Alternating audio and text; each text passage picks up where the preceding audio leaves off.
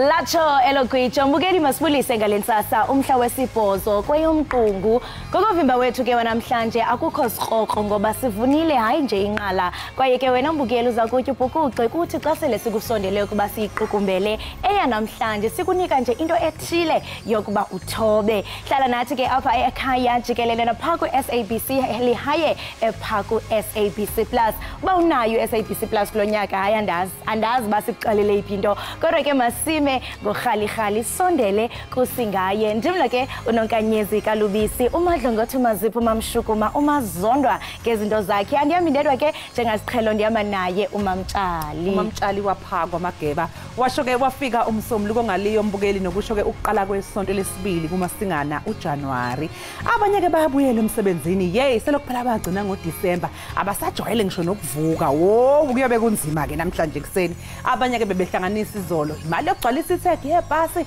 abanye ngihapha baboleke ukufaka upetrol hayi kubhizi nje kumatasa ngimzuleke nomunye ethi hey Nkosi yami kithi akekho nje wazi umashonisa nomoya phansi angizame bakithi ngizombona month-end angithi kwakunguwe ngoDisemba uMureki uthuma abafana ama-ice yabona ke manje ziyakhala uJanuary igama ke lohleli Ekhaya Jikelele kanti lami nguNonxolo kwaMwali uMantshinga ihlabanga lelimhlophe qwa intokazi yale ondini ingase sishamthetho sesifundazwe esidala ake sibheke ihamba phambili.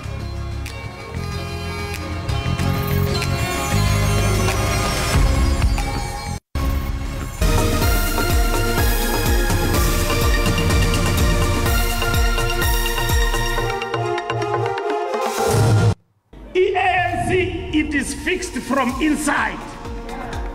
Yeah, we've got problems here. Namhlanje kuhlangana eminyaka eyikhulu kanye ne12 inhlangano ebusayo kulelizwe iAfrican National Congress yasungulwa umgubho weqembu elibusayo uzobanjelwe eMbombela eMpumalanga. Lusamukana nokwethuka usapho lonyano neminyaka eli-18 obethwe lizulu wasweleka ngolwesihlanu eMntla Koloni.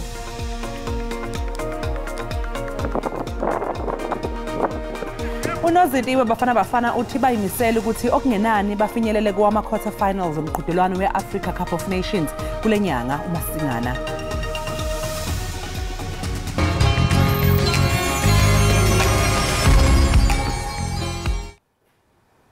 Unobhala Jikelele we-ANC ufikile Mbalula uthi njengeqembu elibusayo bazophosela inselele iqembu elibizwa nge-MK.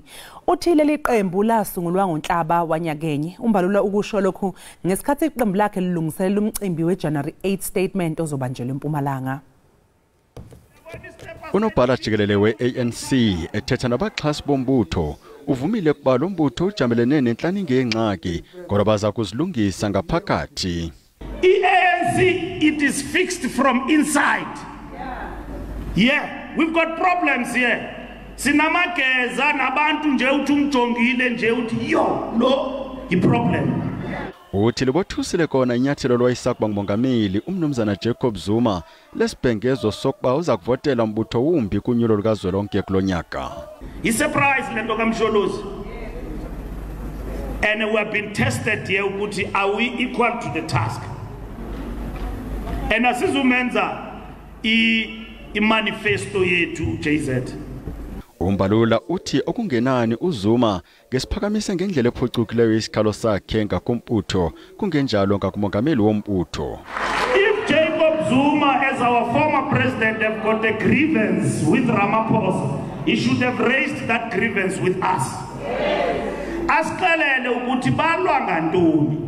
Uthi okuphambili kwi-ANC ayikokwempana kothile koko kuqhubisana nemingeni ejamelene nelizwe efana nocimicimi wompane nohanjiso lwenkonzo. Abantu base-South Africa abafuna ukwazi ukuthi sixabane ngantoni noZuma bafuna ukwazi ukuthi siyigqiba nini load shedding. And sizayigqiba i-load shedding. Ukanti qala ngomso umhla wokusekwa imibhiyozo ye-African National Congress kuquka umsitho osiko lwekhekhe kumongameli walombutho umnumzana Cyril Ramaphosa eMbombela logama umsitho omkhulu ungomhla we-13 ngalomgqibelo kwibala iMbombela eMpumalanga. Obebhala kwindaba ze-SABC Ndinkundi Mphiwe Gift Nongqotho. Kusenjalo usekela mongameli we-ANC uPaul Mashatile namanye amalungu wekomiti yesigqeba Jikelele bebeyinxalenye yenkonzo embombela nanjengoko belungiselela ingxelo yeJanuary 8 ezakunikezelwa ngumongameli uCyril Ramaphosa ngomhla we-13 kaJanuary. UMashatile ke uthe eliqela limaxhaphethu nokuzivuselela okungaphandle kwabachasi. Bethabatha ixesha lokunqula uThixo amalungu wekomiti yesigqeba sajikelele bathabathe ithuba lokuya enkonzweni. Iinkokheli ze-ANC zithi eli ayilophulo lithile leliqela kodwa bakwenza oku ngokuba i-ANC yasekelwa enkonzweni. Usekela mongameli uPaul Mashatile uthi kunabachasi ngaphakathi nangaphandle kweli qela lilawulayo kodwa kunjalo abazokuphumelela kwaphela. Our house is still standing, 112 years, because it's built on a strong foundation.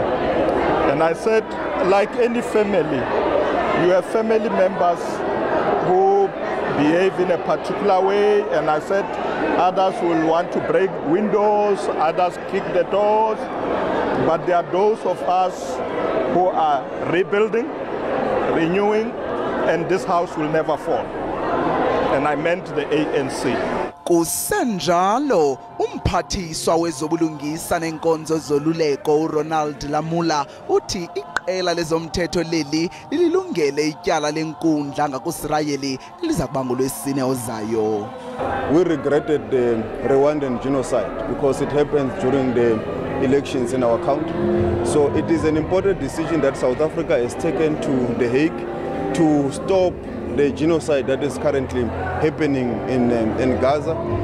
Kwakhona uLamula wongeze ngelokuba iGuptans zityholwa ngokucwangcisa ukubamba umbuso ngobhongwane yaye ozibiza njengomprofeti uShepherd Bushiri useza kujamelana nengalo engqengqwa yomthetho yeli. Ukwathe sekuqaliwe nenkqubo yokumbuyisa ekuqhwesheni ukuze ubulungisa budlale indima. Kulindeleke ukuthi umnotho wakuleli uqhubeke ukuma ndawonye kulonyaka ngenxa yokuthi izwe libheke okhethweni kulonyaka. Lo ngunyaka apho abemibeli bajonge kunyulo kwaye ingcali zezoqoqosho zithi oku kuza kudala intandabuzo kude kubekho urhulumente omtsha. Ezintandabuzo ziza kubangela ukungazinzi kubatyali-mali kweli, nto leyo eza kongeza kwimiceli-mngeni ebangelwa ngucimicimi wombane nezinye ingxaki. Unjingalwazi waseVets Business School uYane Rousseau uthi oku kuza kubangela ukuqhwalela kuqoqosho kulonyaka. In the period up to the elections, there will be a lot of uncertainty, and thereafter a new government will have to be formed. So unfortunately, 2024 will again be a year of low investment in South Africa.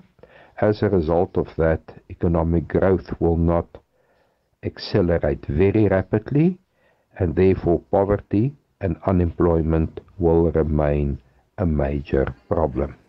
Oku kungangunobangela wokwehla kwamandla emali nokungakhokhelela ekubeni ibhanka enguvimba yehlise ixabiso lemali nzala kwisiqingatha sesibini kulonyaka. We see economic growth at 1.6% for South Africa, and then we are seeing inflation to drop in the second quarter of 2024. Ingcali zezoqoqosho zikwathi ngelixa kubonakala imininzi imiceli-mngeni eqhwalelisa uqoqosho izinto zingajika emva konyulo. Umasipala wasemasilonyana kwiphondo laseFreystata uvule ityala lokonakaliswa kwezakhiwo emva kokuba abenzi bonakalise indawo yokucoca amanzi iThenison. Umonakalo kuyoqikelela kwizigidi ezintlanu zerandi ushiye abahlali bengenawo amanzi iintsuku eziliqela. Kususela ke kwinyanga ephelileyo ngomhla we-14 oko iimpompo zamanzi zome nko. Abahlali baxhomekeke kwizigadla ezithwala amanzi. Benyamezele ubushushu obumandla, abanye benze umngcelele apha ukususela ngentsimbi yesine ekseni kuba befuna amanzi. Ni sincede ngamanzi, siyasokola ngamanzi. Sinomama amaxhego namaxhagwazana angakwazi nohamba. afuna amanzi. Simile ukusuka ngoNovember sifunana namanzi. Asikwazi ufumana umuntu othi uzawuza namanzi okanye osixelela ukuthi sizawufumana amanzi ngolwesibini okanye ngolwesithathu. Ukulungisa oku umasipala kulindeleke kuba akhuphe isixa-mali esikhulu. We are sitting with a bill totaling more than 5 million just to fix and restore the plant into operation. So basically, as of yesterday, we were able to hand over the site to a contractor that is now busy with restoration work, so that at least in the next couple of days or in a week or 2 weeks time, we'll have the plant fully operational, or some levels of capacity of the plant pumping water to the community. Umasipala uthi benza konke okusemandleni ukusebenzisa banako ukunceda abahlali. Abahlali bathi bakruqukile kukungabikho konxibelelwano komasipala. Sekungenelele iParliament malungana nesigameko sokweqa ejele kukaThabo Bester owabedonsa isigwebo sokudlwengula nokubulala. Icala lika Bester kulindeleke ukuthi libuyele enkantolo kulinyanga. Iparlamente iye yeva ukuba ukuqhwesha kukaBester kwakucingiwe kwaye kukho neempawu zokuba wancediswa ngamagosa akwa-G4S. Le nkampani yakwa-G4S yazama ukucacisa ngokuqhwesha kukaBester. We were unable to identify whether these two individuals are G4S staff members, Mangong prison officials, or whether they were inmates. In actual fact, some of the things that you would have spoken to, they contradict one another. The times don't speak to each other. For me, it's pure lie.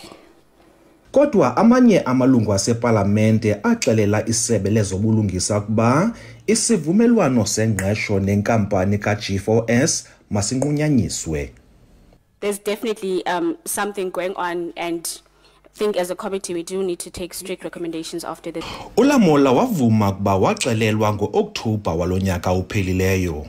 Justice Cameron informed me that it appears to him this exceeds probability or credence, but it's an investigation that is underway from themselves as JICs, but there is also investigation by both the South African Police Service and the Department of Correctional Services. Ngexesha ephendula imibuzo yamalungu aseParlamente, uLamola wacela uxolo kumaxhoba kaBester, kodwa engavumi amakhwelo ukuba abeke phansi intambo emsebenzini. Kwiindaba ze-SABC, Dingubulelani Philip eParlamente.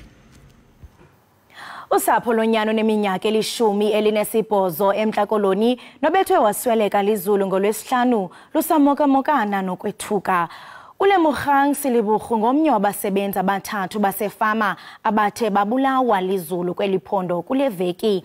Izulu lokuqala libe ngolwesithathu kwifama iBuckley West, nalapho abantu ababini baye basweleka. Abahlanu ke basesibhedlele. Endaweni yokuvula unyaka ngovuyo zizivubeko kwelikhaya, usapho lukhwanqisekile kambe lunxunguphele.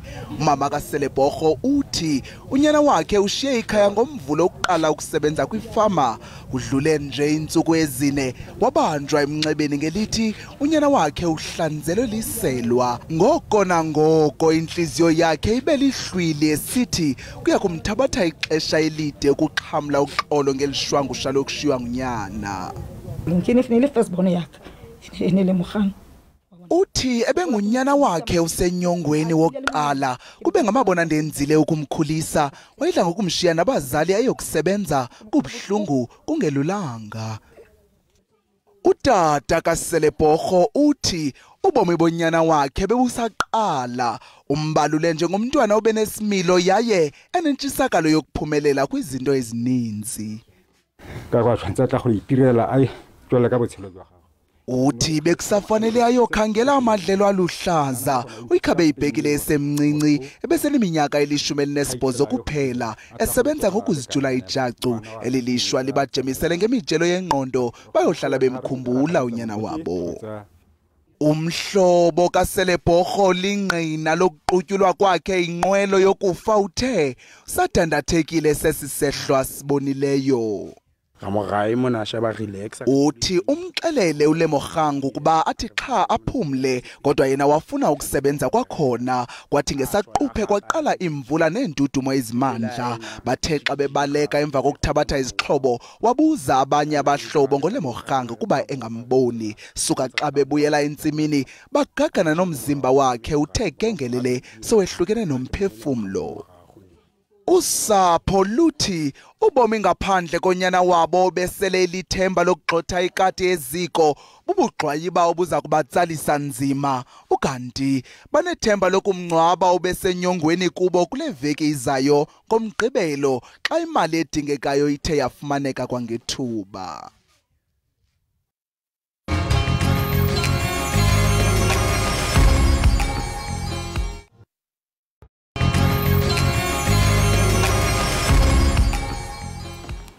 Sibambe ngazibini imbukeli we-Ekhaya Jikelele ngokuba usahleli nathi kanti ke emva kokuvalelwa entolongweni iminyaka ephantse ibeli-11 oyimbaleki ye-Paralympic eyabanjelwa ityala lokubulala u-Oscar Pistorius ukhululwe ngenqawule kwiveki ephelileyo ngoLwesihlanu. Wakyekelwa ke ukubulala isithanda sakhe uRiver Steenkamp ngomhla we-14 kuFebruwari ngonyaka ka-2013. Qale ke wagwetywa iminyaka emithandathu ngokubulala ngokungena njongo ngo-2014 kodwa ke inkundla ephakamileyo yezibheno yasijika eso sigwebo ngo-2016 yasinyusa saba ngaphezulu kweminyaka eli-13. Isebe lenkonzo zoluleko lithe imiqathango yenqawule ngokubanzi qokungaseli utywala nezinye ke izinto ezingavumelekanga. uPistorius naye ke uza kwamkelwa kwinkqubo yoluleko loluntu kwaye ke uza kubeka esweni de kufike umhla wokuphelela kwesigobo sakhe ngonyaka ka-2029. Ukuthetha ke ngakumbi malunga nalomba wenqawule kaPistorius siqhagamshelana nomnumzana Mpumelelo Zikalala weZikalala Attorneys. Mnumzana uZikalala masikubulise sikwamkele enkqubeni sibambe ngazo zozibini ngokwenza idinga kunye nathi. Angikubingelele ekuseni bese ngibele apho labalele emakhaya. Enkosi kakhulu. uOscar Pistorius wanikwa inqawule yibhodi yesebe lenkonzo zoluleko kunyaka ophelileyo ngoNovemba emva kokuba yayaliwe ngoMarch nanjengoko wayebonwa njengomntu obonakala ngathi akafanelekanga. Xa ukhangela mnumzana uZikalala emva kwityala lakhe nakwiimeko ezakhokhelele ekubeni agwetye ingaba ucinga ukuba le mini bisele ilindwe ukuba ide ifike? Egcineni kosuku besigcine sifikile bakuthi ngesikhathi ehlele ngaphakathi ubehamba wonke ama-workshop nezinto noma ama-class ade kufanele awahamba ukuze kubonakala kuseshintsheni. Asikhumbule ukuthi i-parole board kuyona ethatha iy'nqumo ukuthi ubani umuntu ophumayo isuke ilawulo umthetho ubizwa Professional Services Act othi uma usukhona lowo mthetho bese uyabuza uthi bangabe umuntu sekuphela iminyaka ethizeni agwetshwa siphinde sibone ukuthi usehlele ngaphakathi isimilo sakhe sesihlumile noma sehlukile kunendlela ade siyisona ekuqaleni unelungelo lokuthi akaphuma bese ephumela ngaphandle. Once futhi mase kuyokwenziwa lesibiza nge-victims offender dialogue la kukhulunywa khona umuntu osuke eyisuli kuwena bese kuthiwa-ke sibona ngathi isigwebo sakho singakwazi ukuthi usebele ngaphandle. Akuchaza ukuthi isigwebo usenaso usayisibosha usamuntu usaseve isigwebo sakho. Umehluko nje kuba ukuthi la ususevela khona usaseveli ngaphakathi ejele ila usungaphandle khona. Kodwa into eseke siyibone ngokuhamba kwesikhathi ukuthi amandla ayi-parole board besethanda ukuthi anciphe ekuthatheni i-discretion noma bayicabangele ukuthi izinto yithini. Sekuphenduka into esingayibiza ukuthi just a tick box exercise la khona bangabe khonjiswa ukuthi umuntu uhambile wafika wakwenza lokho isikhathi sesiphelile. I-parole board ibingasadecide into eziningi bese kuthiwa ake simdedele bese iyasala-ke le element yokwakhiwa kwayi-parole board ukuthi cha iphela ngoba yonke into izobe i-admin asithathe sifake ekhompyutheni asingasanifaka ngoba into ke sesiyifuna kakhulu ize-parole board ukuthi nizothi hayi ngokwethu ukubona sibona ngathi lo muntu akakulungele ngoba umphakathi awumamukeli umuntu oyisula awumamukeli sibona ukuthi khona izinto engakayiqedi ngaphakathi ukuze sibone ukuthi useshintshe ngempela yini na. Ityala lakhe uPistorius lachazwa njengelo lomdlali waseMelika uO.J. Simpson ngoba naye wabulala umfazi wakhe ngoJuni ka-1994 uNicole Brown. Ingaba mhlawumbe elityala lohluke njani kwamanye? Kona kucishe kufane ngoba uma uzobona indlela yokwenzeka ngaso nomuntu okade ethanda kakhulu umphakathi noma mhlambe evelele kwi-sport bese kwenzeka into efana njengale bese kuzoba i-test ukuthi umthetho walapho kulowo lelizwe esuke sekulona lisebenza kangakanani nobufakazi busuke uzofika lana-ke mhlambe into ihluka ukuthi cha u-OJ watholakala engenacala kodwa u-Oscar Pistorius bamthole nalo icala la ngokusebenza kahle kukahulumeni noma we-state at the time. Nakhona futhi ukuhamba kwesikhathi mase kuthiwa kuphuma isigwebo esingekho right noma mhlawumbe i-state esingasilindele obe sekuthiwa hayi sesiyakwazi ukuthi siphume ukuthi akangene ngaphakathi ejele bese sithole isigwebo esimlindele noma esimfanele. Into engiyicabangayo ukuthi u-correctional services uthe uma uhlala wathi cha asifuni ukuthi sibe ne-system noma sibe ne-incident efana ne-OJ la umuntu okholwa ukuthi uzoduma khona ngaphandle mase kuthiwa usephumile yiko kwenye komgomo yembandela ekhona ngaphansi kokuphuma kweparole kwa-Oscar Pistorius kuthiwa cha musu ukukhuluma nemedia wena ungayithinti ngisho ukuyithinta kodwa-ke lokho angeke uze kumvimbi ukuthi once isigwebo sakhe sesiphelile mhlawumbe sesibone naye sebhala incwadi noma sibone mhlawumbe ezokwenza i-documentary ezohamba iyongena ey'nkundleni la zekaqeda isizungu la ezobe zama khona naye ukuthi kube khona imali azokwazi ukuthi ayithole leyo kodwa in terms of immediate attention in terms of ukuduma kwakhe in terms of ama-endorsements ngiyacabanga ukuthi uzolithola ithuba lokuthi akwazi ukuthi aphile kangcono isigwebo sakhe masesiphelile. Uthetha ngento bana into engathi mhlambe yenzeka emva kwayo yonke lenye into. uPistorius wagwetywa ngonyaka ka2014 ngetyala lokubulala ngongenanjongo. Kodwa isigwebo sajikwa yayesobasa uba ubulele saze sonyuswa saya kutsho kwi-13 leminyaka yinkundla ekhakamileyo yezibheno. Njengomuntu ke othe wakhululwa ngenqawule ingaba mhlawumbe uPistorius uvumelekile ukuba aphinde abhene kwesisigwebo ngelixa esekhaya? Angakwazi ukuthi akwenze lokho kodwa inkinga sengabhekana nayo uzokhumbula ukuthi uma ufake aphinde umdlulise isicelo sakho khona isikhathi onikezwa sona izobe siyabuza enkantolo ukuthi awu Oscar wahlala iminyaka emingaka lesi sigwebo ungazange uzusikhuphule noma ungazange uzuye enkantolo e-Constitutional Court for example buhlaleleni sonke yonke leminyaka sekudlula iminyaka close to about 10 manje ungakwenzanga lokho awenze into ekuthiwa application for condonation la uzocela khona ushwele ukuthi sikwazi ukuthi sikuzwele siyinkantolo mangabe izathu zakho sizizwe ukuthi hayi ngempela izathu ezineqiniso phakathi bekuyizimo ukuthi we beyond your control ebungakwazi ukuthi uzamukele noma control then sobe siyakuzwa kodwa makuthi akukho njalo siyakuthatha siyakudismissa kwenzelwani lokho asikhumbule ukuthi ufakazi ubona busuke bezongena and equality ne-quantity yofakazi ijwayele ukwehla ngokuhamba kwesikhathi so uma uzofika wena after 10 years uzofuna ukufaka i-appeal umbuzo ukuthi abantu akade besebenza ecaleni lakho basakhona yini abali-understanda kangcono ufakazi busetshenziswa kwi-appeal busakhona yini bezosebenza kangcono abantu esibafunayo ukuthi abazokufakaza badepose kuthiwa ama-affidavit basakhona yini if bengasekho ngenxa yokuthi mhlawumbe sebadlule emhlabeni sebishile emsebenzini noma sebehlala kwezinye iy'ndawo ubeka i-state endaweni engekho right seba-privileged ngenxa yokuthi wena udecide ukuthula nje isikhathi eside kangaka bese uyangena so noma ngabe engakwazi ukuthi icala lakhe lithatha lidlulisele phambili angiboni ukuthi usengakwenza lokho ngoba uzobetha isikhathi ngathi sesihambe kakhulu bengibona ngathi ifocus yakhe ibibheke kakhulu ukuthi cha ake ngiphume ngeparole ngiseve isigwebo sami ngisiqede kodwa ngifuna ukuphuma ngeparole ngoba ngiyabona ukuthi engathi sekuseduze phambili leya seyitholile manje ngoba sikhuluma nje nawe sobabili njengamanje ungathola ukuthi nawe sesibukele into ekade bengekazakwazi ukuthi ayithole ejele. Yempendulo yakho inikhokhela kulombuzo ulandelayo mnumzana uZikelele phambi kwengxoxo yenqawule yangoNovember wonyaka ophelileyo umama kaRiver Steenkamp kuJune wakhupha ingxelo esithi akaqinisekanga ukuba mhlawumbe uPistorius ubuyiselwe kwisimo sangaphambili kodwa ke nangona kunjalo wathi akachasi ukukhululwa kwakhe njengoko yena esithi umxolele ingaba mhlawumbe ukubandakanyeka kosapho lwexhoba ludlala yiphi indima kwibhodi yenqawule ekuthatheni isigqibo?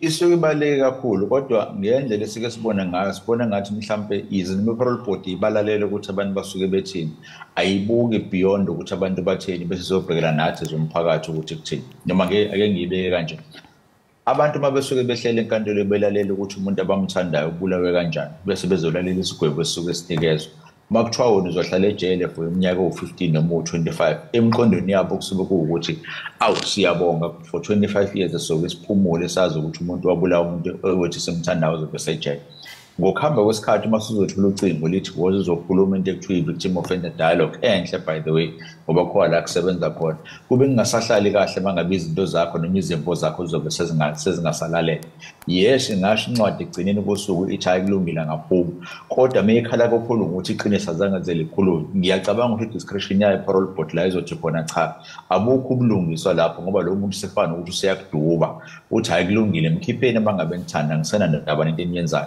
sengigive uphile even kwakule justice system yaseNingizimu Afrika ngoba ingenzeli lento mina bengintshotshisa ukwenzelayo bengintshotshisa ngithola iqiniso ukuthi ingane yami idlule kanjani ibulaweleni isasa ukuthi sibulawa sasitheni nama details amanye amaningi angizange ize ngokutholela kusona ngasangibiza ukuthi participate so singasho sithi iyabaleka lo process ukuthi yenzeke ngayo kodwa ngiyabona ngathi parole board ike ithi uyehlisa kancane ingayinikezi weight efile ngabiyinikeza kuba kuyangami bekuzothi if umndeni wesisulu noma ube-victim uthi asiyizwa le ndlela ophendula ngayo angeke sikwazi ukuthi sikhulume nawe angeke sikwazi ukuthi sikunikeze even i-advice noma sikunikeze even into ezosho ukuthi siyakulalela noma sikuxolele akangaphumi lo muntu sikhuluma nje njengamanje ubaba ka-Riverstone Kampuze wadlula emhlabeni engazange azayiqede leyo meeting ngoba ngesikhathi beyibambile beno-Oscar Pistorius yahlala isikhathi esincane wathi umchithele isikhathi sami ngoba ungitshela iqiniso into efanele sikhumbule kuyona ukuthi ukulungiswa bobuphike lapho mase kuwukuthi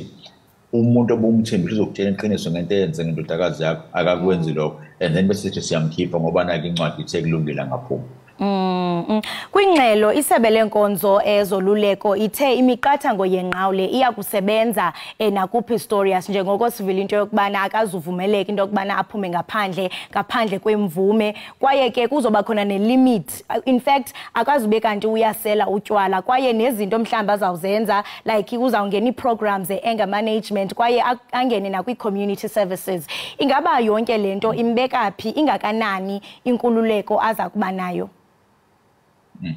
inkululeko ethanda ukuthi beyincane kakhulu ngoba sakhumula thatha njengomuntu wesiboshwa kodwa umbuzo fanele sibuze wona if kuwukuthi a person use-rehabilitated useshintshile isimilo sakhe asafani njengalesa engene kusona ekuqaleni yindaba fayela attend ama-anger management classes okuchaza wona ukusakhona ukushodayo mkhiphela umuntu okusashoda kuyena ngeparole ngenxa yokuthi isikhathi fayela ngakuhleli ngaphakathi usesiqedile okokuqala lokho okwesibili bese kuzoba ukuthi yonke lama conditions owabekile ngabe monitoring system yakhe izohamba ngohlelo yini unabo yini abantu abanele bayistaff bazokwazi ukuthi bahambe bamonitor either through ama appointments ekuzokwazi ukuthi uzofika noma lento babezo ukuthi ama surprise visits la bezofika khona bengashongo mase befikile utesta kanjani ukuthi uphuzo oludakala khona utesta kanjani ukuthi ama drugs akhona ubani umuntu uzohamba interview uzothole le information so kungaba kuhle siyibhale kube ngathi into ezoba right ngokuhamba kwesikhathi kodwa kubaleke kakhulu ukuthi i-enforcement yalonto ngabe izokwenzeka yina ngokuqala lokho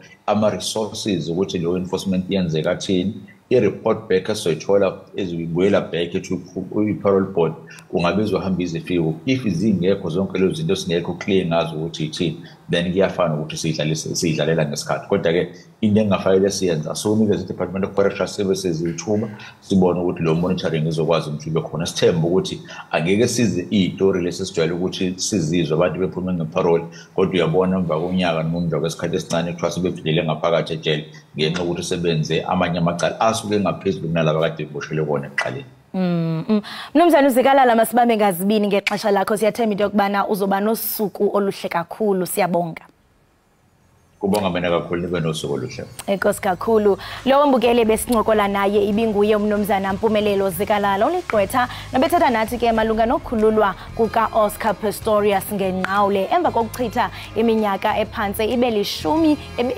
elinanye entolongweni ngokubulala owayencoma naye uRiverstone Camp kanti ngokumbukeli ke masikhabulise kuqikelelo lwemozulu ngaphambi kokuba ke sindwendwele ivenkile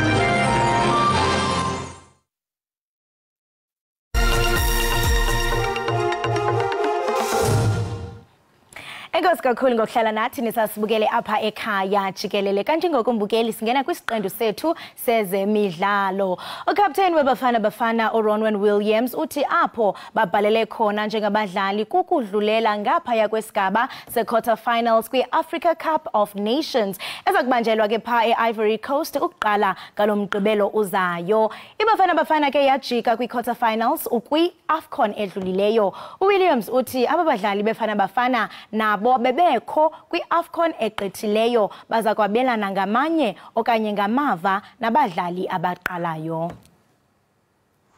iBafana Bafana idlimu ngamalungiselelo wayo etumente ye-AFCON eStellenbosch.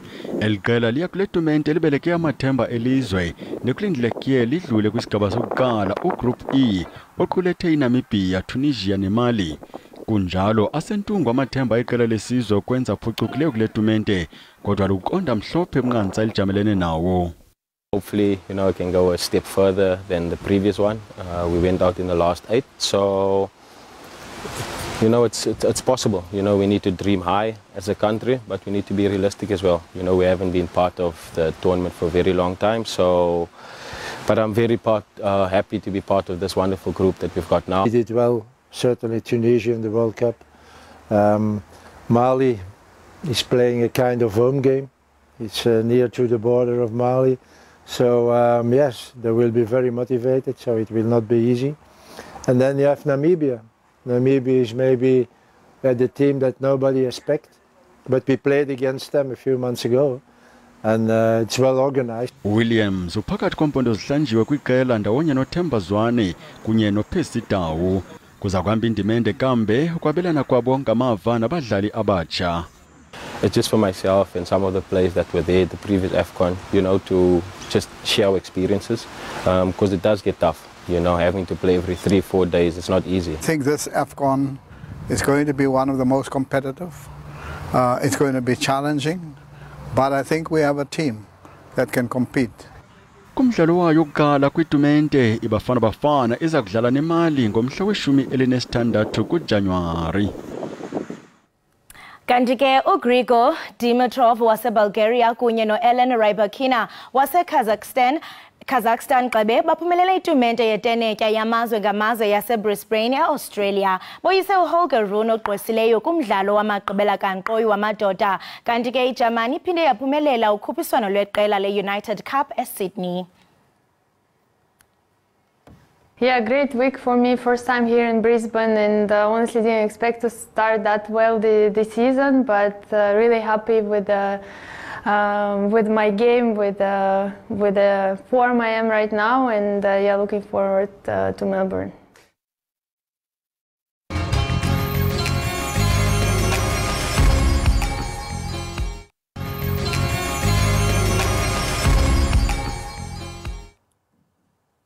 Hayisukani madoda!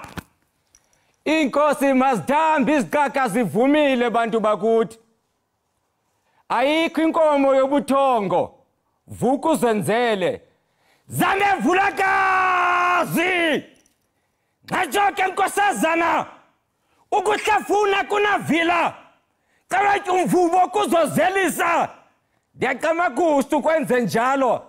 Nasi siphiwa yindlu enkulu yakwantu. Qina uqaqamba uxela intyatyambo zohlobo. Kazulu ubukrele kwimvelaphi yakho. Kakade inkawu ityiwilile mdantsane. Mayihlo mihlasele magwalandini. Iindaba zalibazisa umakude eqhwesha. Hayi bantu baseMzantsi Afrika niyazithanda iindaba. Tahamba. Yo!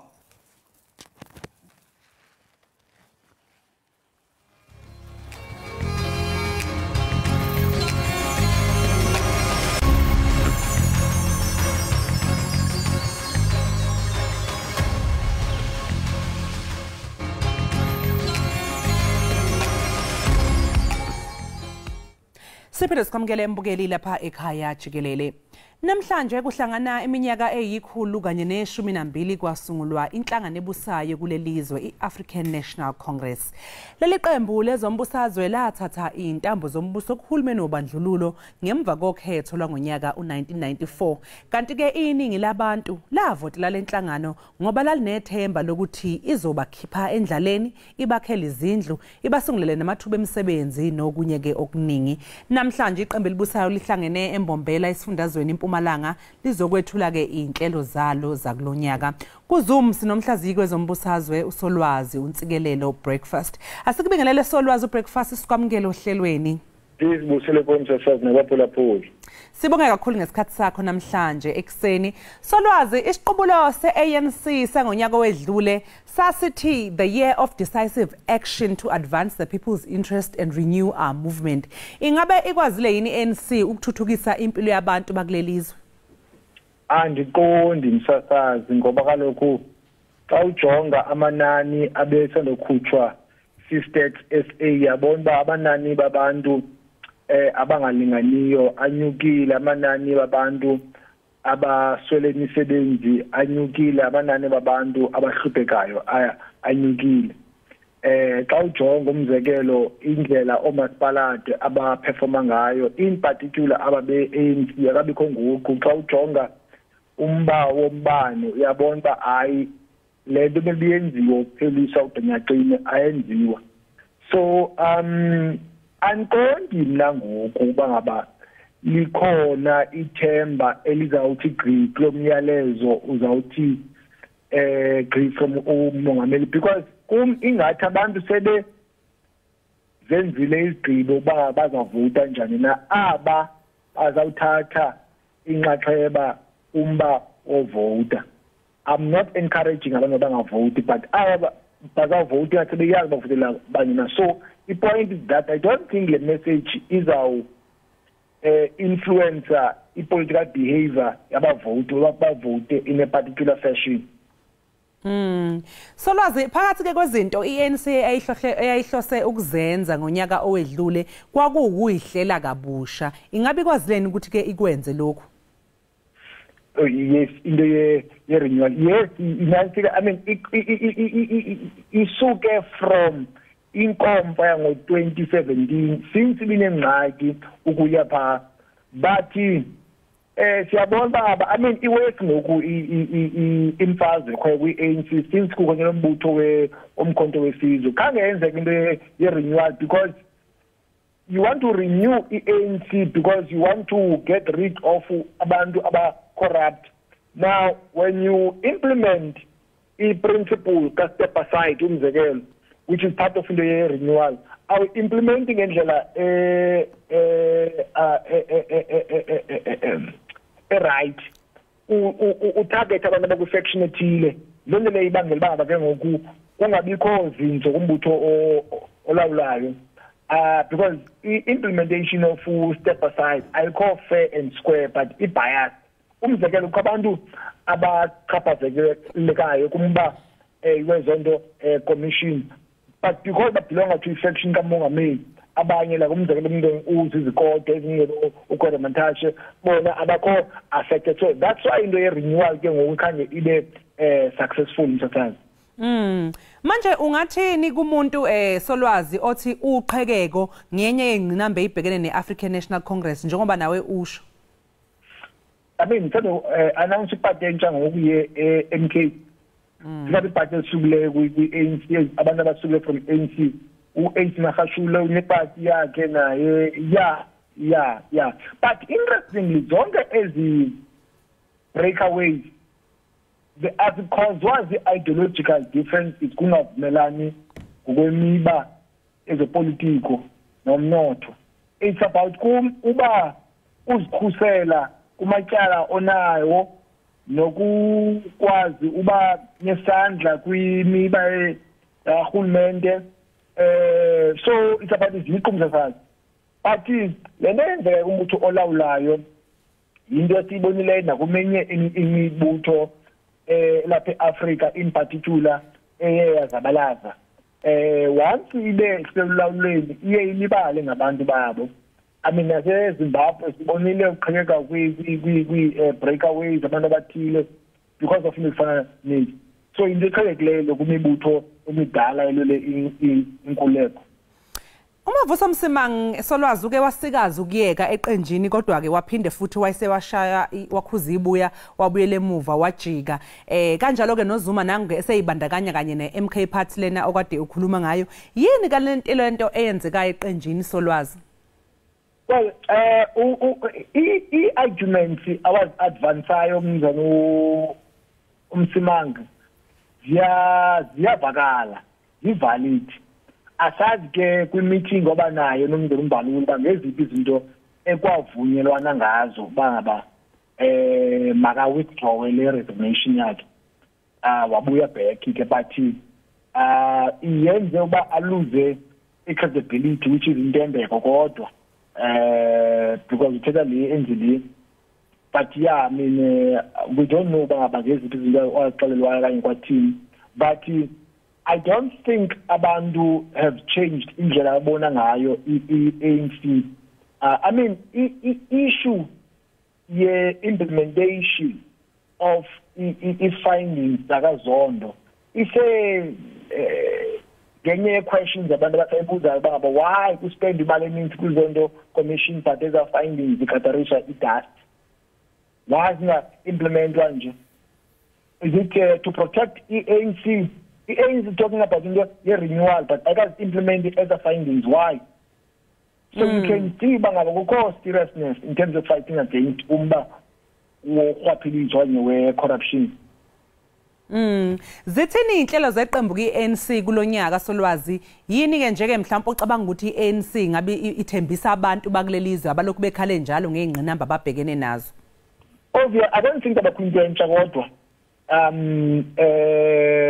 speech is about twofold. So focus on imiba yangaphakathi nemiba yangaphandle kumazwe inokuthiwa yi-foreign policy.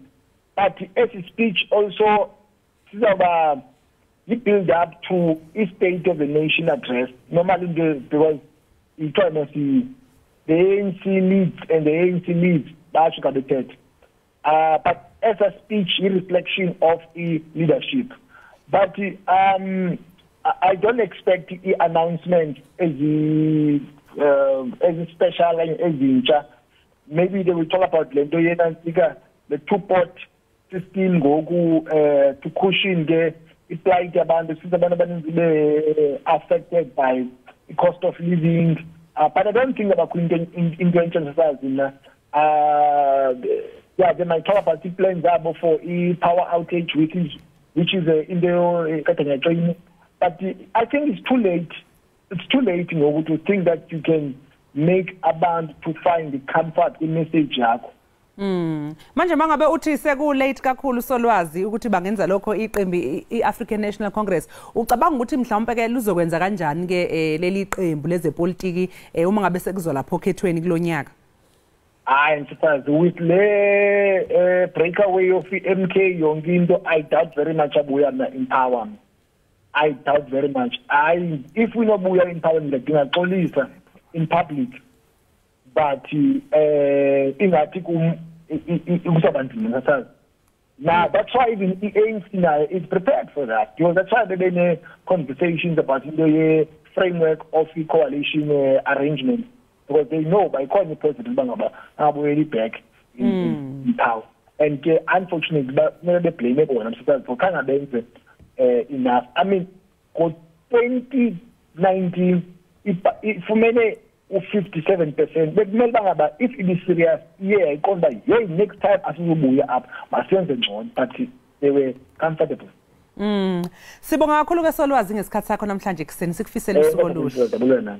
Sibonge. Lo ke mbukeli bekuSolwazi untsikelelo breakfast besixoxa naye ngombungazo weANC njengoba phela ihlanganisa iminyaka eyi112 iqembu lasungulwa. Siziqoqa lapho ke mbukeli ke ezehora lokuqala kanti manje sekuyisikhathi sokuthi sindwendwe levenkileni kodwa sawungena kwi-Euro yethu yesibili. Mangabe sibuya mbukeli sobe sesiphathele ke ehamba.